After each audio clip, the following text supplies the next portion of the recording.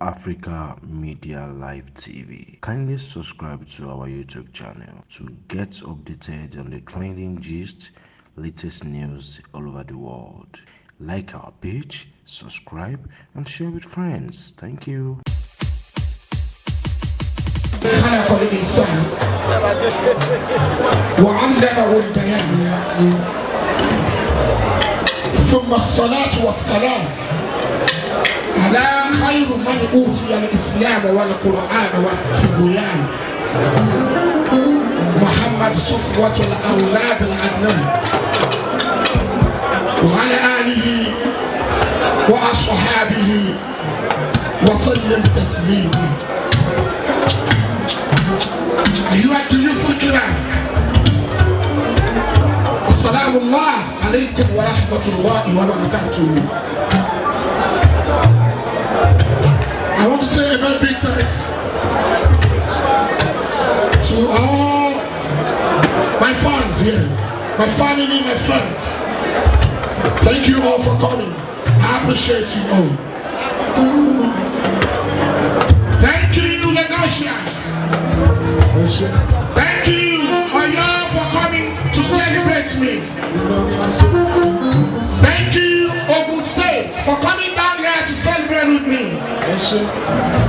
Thank you, Oshu.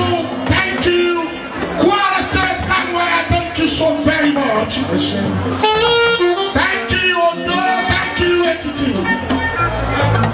Fellow Charity Abuja, I say thank you to you all for coming down. I really appreciate you. All of me,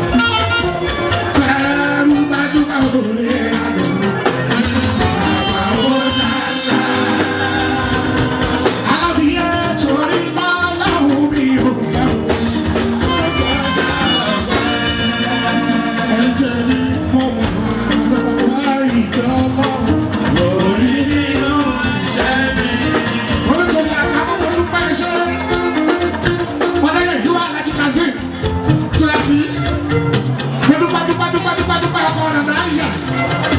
Jamiu, Abiodun mi sọ̀rọ̀ ní àmàṣe mo dúpẹ́ o. Gbogbo lọ́la yé ẹtìrìà. Àgbàdo ọ̀la àṣẹ mo dúpẹ́ lọ́wọ́ mi. Àmọ́dà apẹ́lẹ́kùn Ṣàmùsù ní lọ́la dà mo dúpẹ́. Wá sí bàbá mi dúpẹ́ lọ́wọ́ yín kálájì ìbàdàn mi.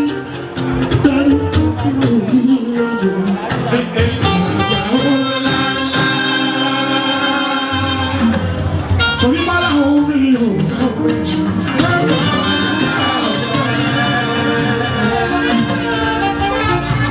That's wonderful. Once again, congratulations on your new age. Oh, distinguished guest. Africa Media Live TV. Kindly subscribe to our YouTube channel to get updated on the trending gist, latest news all over the world.